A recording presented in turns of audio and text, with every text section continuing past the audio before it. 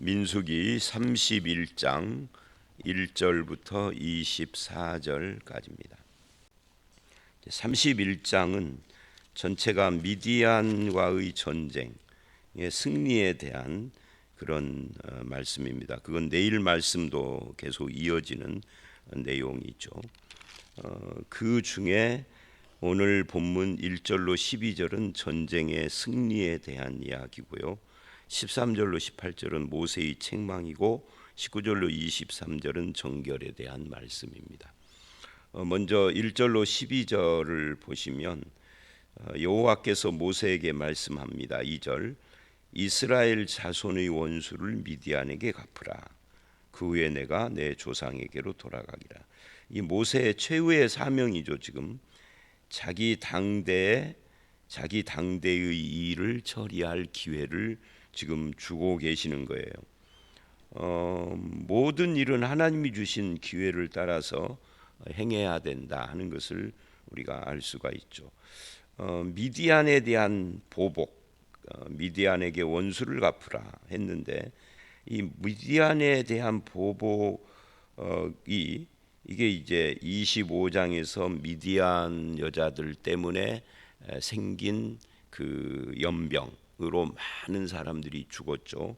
그것에 대한 징계를 하라라고 지금 말씀을 하는데 여기서 우리가 봐야 할 것은 미디안 사건이 일어난 그 시점에 바로 가서 전쟁을 하고 보복을 한 것은 아니었다는 거죠.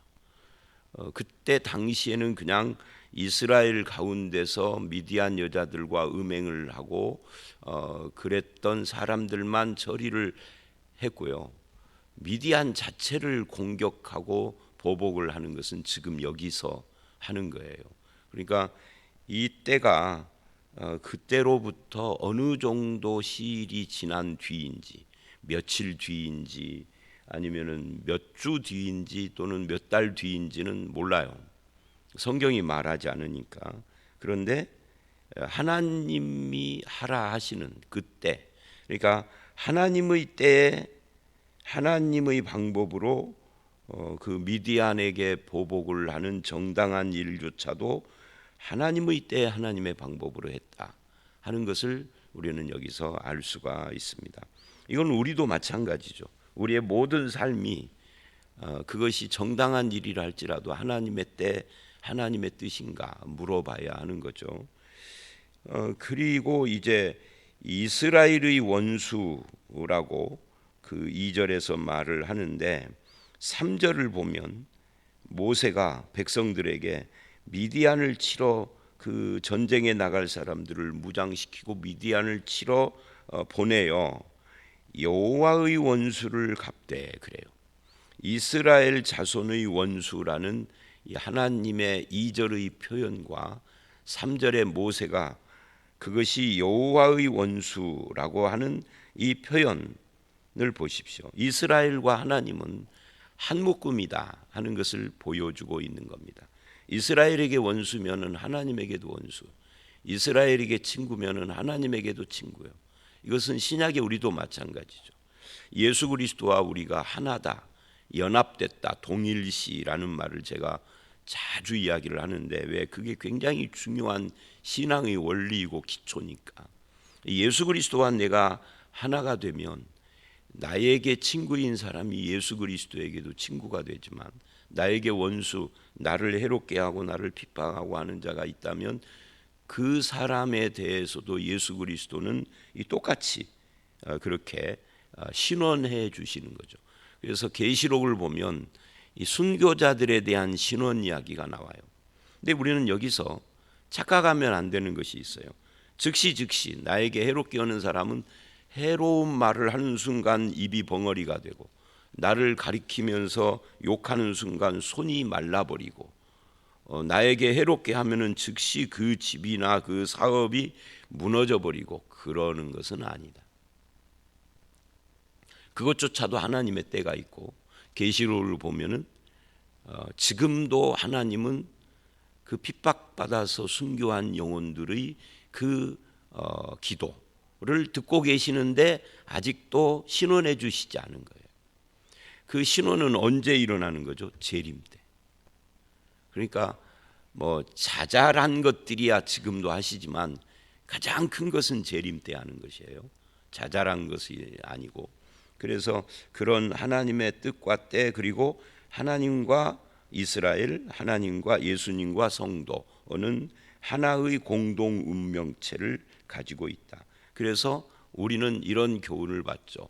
성도인 나의 생각과 나의 꿈과 나의 행동과 나의 삶의 목표는 그리스도와의 연합 가운데서 그 의미를 찾아야 된다. 그걸 이제 영광이라고 그래요. 하나님께 영광, 그리스도께 영광. 종교 개혁자들은 오직 성경, 오직 믿음, 오직 은혜, 그 다음에 그리스도께, 오직 그리스도께 영광, 만인 제사장, 이런 것들을 그들의 기본적인 정신으로 생각을 했어요. 아예. 그러니까 그런 삶을 우리도 살아야 하는 것이죠. 개신교인이라면, 전주교인이 아니라 개신교인이라면. 천주교인들은 교황 성하님께 영광을 돌리고 키스하고 그 손에다가 발바닥에다가 뭐 입 맞추고 막 그러잖아요. 근데 우리는 목사에게 그러는 것이 아니라 그리스도께, 하나님께. 그것이 개신교와 천주교의 차이죠. 마리아에게 아닙니다. 오직 그리스도에게. 그것이 차이가 있습니다. 근거는 교회가 결정한 어떤 결정이 아니라 성경이 말하는 대로. 그래서 오직 성경. 자, 그래서 이렇게 하나님과 우리가 연합되어 있다, 하나다라고 하는 것을 우리는 이 3절, 2절, 3절에서 보고요. 이제 4절로 6절에 각 지파에서 1000명씩 12,000명을 뽑아서 그들을 제사장 비느하스가 이끌고 가기에 만듭니다. 성소의 기구와 신호나팔을 들려서 그들과 함께 전쟁에 보냈다라고 말을 하는데, 어쩌면 이 5절, 6절 말씀 때문에 역사 속에서 사무엘상 4장을 보면 이스라엘이 블레셋과 전쟁을 할 때 아마 이 경험, 이것 때문에 아마 그 법궤를 가지고 나갔던 것 같아요. 근데 그게 하나님의 뜻이 아닌 거예요. 여기서는 지금 하나님의 뜻을 따라서 이렇게 하지만 사무엘상은 그런 것이 아니었죠. 그 이스라엘이 전쟁에 패한 것은 저들이 하나님을 떠나고 말씀을 떠나고 엘리 시대에 어두워진 신앙의 문제인데, 그것을 법궤를 가지고 가면은 되는 걸로. 사실은 하나님과 함께 가야 하는 거지. 법궤가 가는 것이 하나님과 함께 가는 건 아니었는데, 미신적인 생각이었던 거죠. 어쩌면 그들이 그렇게 했던 것은 오늘 말씀 6절 때문인지도 몰라요. 뭐 그건 알 수가 없지만 그때하고 좀 유사하니까 오늘 말씀은 법궤를 가지고 간 건 아니나 성소의 기구와, 그러잖아요. 성소의 기구와 신호나팔을 들려서 이 중요한 전쟁에 왜 여호수아나 갈렙은 빠지고 대제사장도 빠지고 그 아들인 비느하스를 앞세우는 이유가 뭘까? 이전 전쟁에는 전쟁 경험이 있는 장군 여호수아나 뭐 이런 그 여호수아보다는 하나님께 열심인 사람이 필요했기 때문이죠. 그 전에는 여호수아가 앞장섰잖아요, 출애굽 때에는. 근데 여기서는 하나님께 열심인 사람. 이 하나님께 열심인 사람이 누구죠? 그게 이제 민수기 25장의 바알보올 사건, 이 발람의 거짓 선지자의 그 계략을 따라서 이스라엘을 타락시킨 그 음행의 사건. 그때 비느하스가, 오늘 본문에 나오는 이 6절에 비느하스가 창을 들고 그 사건을 해결을 했어요. 그거를 하나님께 대한 열심이라고 그랬죠. 그래서 오늘 이 미디안을 치는 이것도 그 바알보올 사건과 연결되는 거니까 하나님의 열심을 보인 비느하스, 네가 앞장서서 이 군대를 이끌고 가라라고 한 거죠. 왜? 이 싸움이 앞에서 본 것처럼 이스라엘의 원수가 하나님의 원수인 것처럼 이게 이스라엘의 싸움이 아니라 하나님의 싸움이에요. 그걸 상징적으로 보여주는 것이 비느하스를 앞세우는 것이죠. 제사장이니까 성소의 기구를 하나, 무슨 기구를 갖고 갔는지는 지금 여기에 나오지 않지만 그것도 상징적인 것이죠. 이 전쟁이 하나님의 전쟁이다 하는 것을. 그래서 제사장을, 장군이 아닌 제사장을 앞세우고 가는 거예요. 마치 히스기야가 찬양대 앞세우고 가면서 하나님의 전쟁임을 선포하는 것처럼 결국 승리의 열쇠는 하나님이 함께 하느냐 함께 하지 않느냐 하는 것에 그 열쇠가 있다. 이 하나님의 전쟁이라는 것을 지금 이렇게 보여주고 있는 것이다. 그래서 이제 하나님의 전쟁이기 때문에 또 하나 중요한 조건이 있어요. 그걸 뭐라고 그러냐면 하렘 또는 헤렘이라고 부르는데 진멸시켜야 돼요. 근데 나중에 이제 모세가 13절로 18절에 화를 내죠. 진멸을 해야 하는데 하나님의 전쟁에는 하나님께 모든 것을 바쳐야 하는데 그 사무엘상 15장에도 사울이 패위를 당한 이유 중에 하나가 모두 진멸시키라는데 좋은 건 남겼어요. 왕도 남기고 아말렉에. 그거 가지고 하나님께서 화를 내신 거죠. 다 진멸시켜야 되는데 왜 그랬느냐 하고 폐위를 시킨 거예요. 여기도 지금 똑같은 겁니다. 이거는 지금 뭐 인권의 문제, 뭐 생명의 문제 이런 것이 아닙니다. 하나님의 전쟁이다 하는 것이 중요한 거예요. 그러면 왜 하나님의 전쟁에는 이렇게 진멸을 시키라고 이 본문에는 그렇게 진멸을 중요하게 생각을 하느냐면 그게 이제 13절로 18절에서 설명을 하는데 그게 우상 숭배와 관계가 되기 때문에 그래요. 음행, 영적 음행, 육적 음행, 영적 음행 이거하고 관계가 되고 거기에는 이 무당 발람이 있었다고요. 이 거짓 선지자라고 부르는 그래서 8절을 보면 그 죽인 자들 미디안의 5 왕을 죽였고 미디안 왕들은 누구누구다라고 한 다음에 또 그래요. 부올의 아들 발람을 칼로 죽였다. 여러분 기억나세요? 발람이 마지막 예언을 하면서 뭐라고 했느냐면 자기는 민수기 23장에 나오는 이야기예요. 자기는 의인의 죽음과 같은 죽음을 죽고 싶다. 그렇게 소원을 피력을 했어요. 여러분 의인의 죽음처럼 죽기를 원한다면 어떻게 해야 될까요?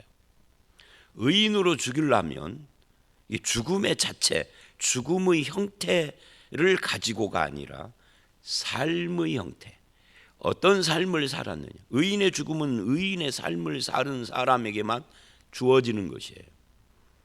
그래서 바울이 내가 달려갈 길을 다 달려가고 믿음을 지키고 이제 전제와 같이 부어질 때가 다가왔다 하고 빌립보서 4장에서 자기 죽음을 예고하잖아요.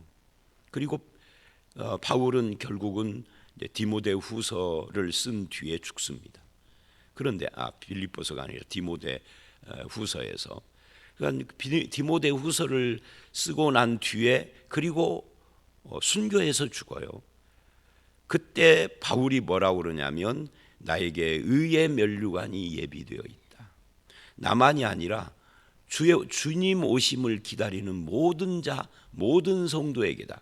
자, 그러니까 의의 면류관, 지금 발람이 한 말처럼 의인의 죽음을 죽으려면 의로운 삶을 살아야 한다는 거예요. 뭐 신약에서를 표현으로 하면 믿음의 삶을 살아야 한다는 거예요. 근데 발람은 무당의 삶을 살아났고 죽음은 의인처럼 죽기를 원해요. 이스라엘을 저주하려고 음행 사건을 계획을 해놓고 그래서 수만 명의 사람들이 그것 때문에 죽게 됐는데 그런데도 자기는 의인처럼 죽기를 원한다는 이건 도둑놈인 거죠. 이건 우리에게도 똑같습니다. 의인의 죽음은 의인의 삶을 산 사람에게만 주어지는 것이다. 그래서 발람은 결국 의인같이 죽은 것이 아니라 하나님의 심판으로 죽은 거예요. 그래서 오늘 말씀에 특별히 부올의 아들 발람을 칼로 죽였더라 라고 함으로써 이 전쟁이 하나님의 심판 전쟁이다 하는 것을 보여주는 겁니다. 하나님의 심판 전쟁은 특징이 뭐라고요? 에렘, 진멸이란 말이죠. 자, 우리는 우리의 소망과 우리의 삶이 다르면 안 됩니다. 내가 소망한다면 삶을 그렇게 살아야 해요. 가끔 교인들하고 대화할 때 농담처럼 9988 이런 이야기를 해요. 99세까지 팔팔하게 하다가 2, 3일 앓고 죽으면 좋겠다 이런 말을 하는데, 우리는 어떤 형태로 죽을지는 아무도 모릅니다. 그거에 대해서는 우리가 어떤 꿈을 꾸고 어떤 소망을 가져도 그건 내 몫이 아닙니다. 우리가 애써야 할 것은 믿음으로 사는 거예요. 의인의 삶을 사는 거예요. 죽음의 형태가 의의를 평가하는 것도 아니고요. 초대교회 교인들은 수많은 이 수십만 명의 사람들이 불에 타 죽고 칼에 죽고 사자에게 찢겨 죽었지만 의인의 죽음이에요. 죽음의 형태를 가지고 의와 불의를 나누는 게 아닙니다. 이 사람, 제가 그 이야기 전에도 했었고 성경 공부 때도 맨날 하는 이야기인데, 어떤 분이 장례식 갔다 오다가, 요즘은 장례식에 시신 얼굴 볼 일이 없는데 옛날에는 제가 지난해 있을 때는 시신 염도하고 다 했으니까, 장례식을 갔다 오다가 저한테 그러는 거예요. 맹인 양반이, 그 맹인 양반이라는 건 돌아가신 분 말하는 거예요. 천국에 간 것 같대. 그래서 깜짝 놀라서 뭘 보고 그래요? 그랬더니 얼굴이 그렇게 편안하더래. 그래서 제가 막 뭐라고 그랬죠. 얼굴 편안하면 천국 간다고 성경 어디에 있느냐고. 초대교회 때 불타 죽은 기독교인들은 편안했을까? 얼굴이 일그러졌을까? 생각 좀 해보라고. 그잖아요. 사자밥으로 사자에게 얼굴이 찢겨 죽은 사람은 얼굴이 편안했을까요? 천사 같았을까? 스데반처럼. 천만의 말씀이에요. 그러면 얼굴이 그렇게 그냥 찢겨서 죽은 사람은 지옥 갔을까요? 말도 안 되는 그런 이단 같은 소리를 자기도 모르게 막 내뱉어. 신앙관이 확고하게 정립이 안 된 사람은 말도 쓴벅쓴벅 그냥 막 합니다. 그것이 신앙과 어떤 관계가 있는지도 모르고. 그러면 안 돼요. 그러니까 의인의 죽음은 의로운 삶을 산 사람에게 주어지는데, 의로운 삶이라는 것은 이 의가 하나님과의 관계니까 하나님과 바른 관계, 이걸 뭐라고 불러요? 믿음이라고 하는 거죠. 믿음으로 산 사람만 의인의 죽음으로 의의 면류관을 받는 겁니다. 믿음으로 살지도 않았는데 얼굴이 편안하다고. 그 자녀는 예수를 믿지만 그 돌아가신 그분은 예수 안 믿었거든. 근데 얼굴 편안한 걸 보고 천국 갔다니, 이게 교회 집사가 할 말이에요.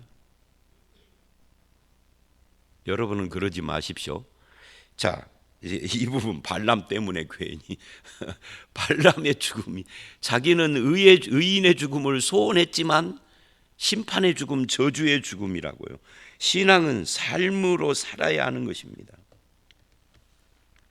그리고 이제 13절로 가요. 모세가 이제 전쟁에 이기고 돌아오는 사람들을 영접하다가 그 지휘관들에게 막 노했습니다. 14절 노하니라. 그 노한 이유가 뭐냐 하는 것을 15절 이하에 설명을 해요. 이스라엘은 이 싸움의 진정한 목적이 무엇인지를 잊어버린 거죠. 이 싸움은 하나님의 전쟁이에요. 하나님의 심판 전쟁을 대행하는 거예요. 그 진멸을 해야 하는 겁니다. 근데 자기들의 승리 자체만 도취되어 있어요. 그래서 여자들을 다 살려두고 애들을 다 살려서 데리고 온 겁니다. 다 진멸해야 하는데, 사실은 여자들이야말로 이 전쟁의 원흉이죠.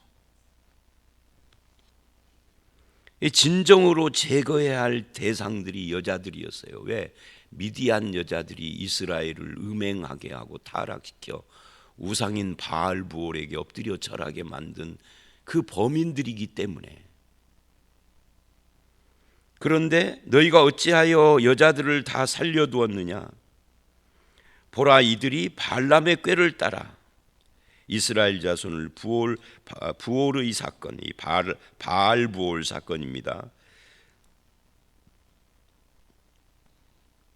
거기서 음행을 하게 하고 우상에게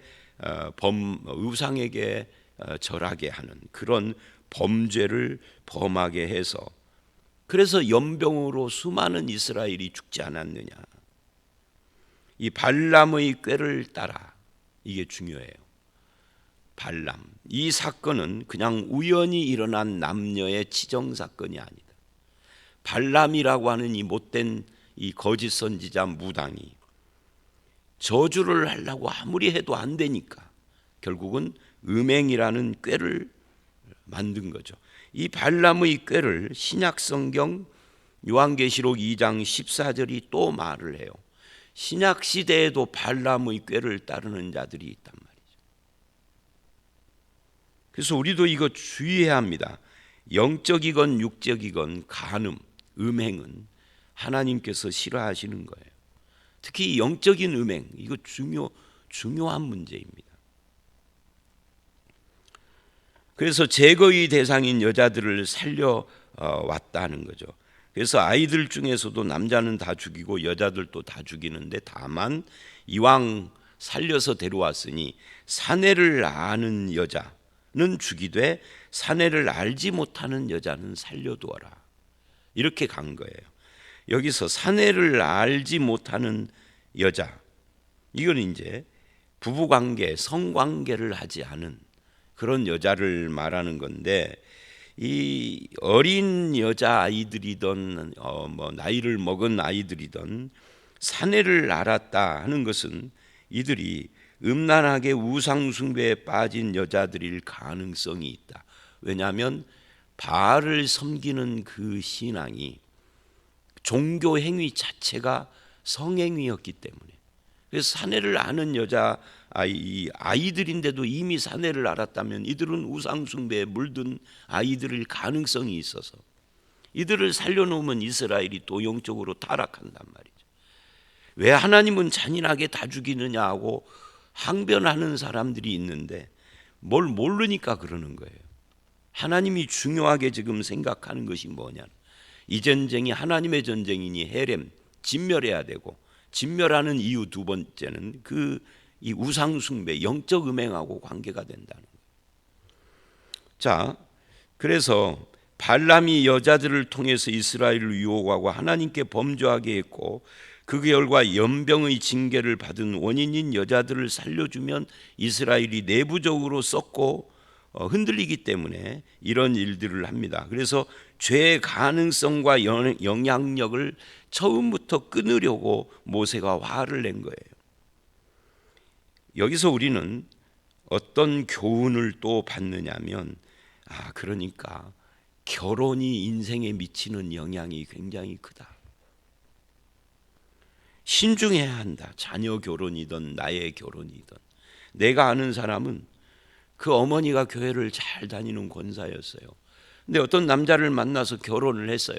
뭐 결혼 과정이야 뭐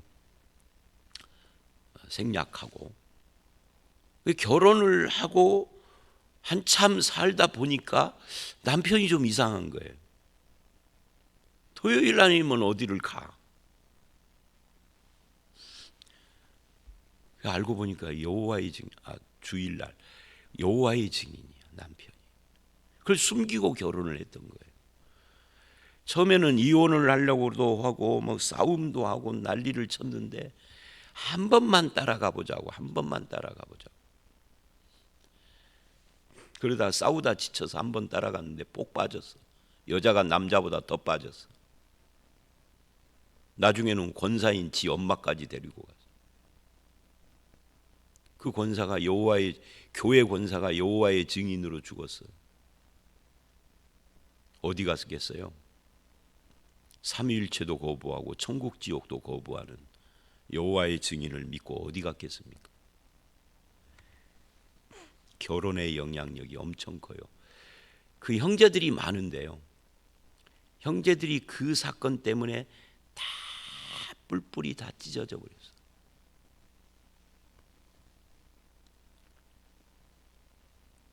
신중해야 합니다, 결혼은.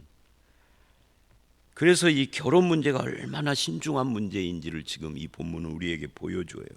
이방의 영향, 우상의 영향. 어려서부터 신앙관 정립이 필요한 거예요.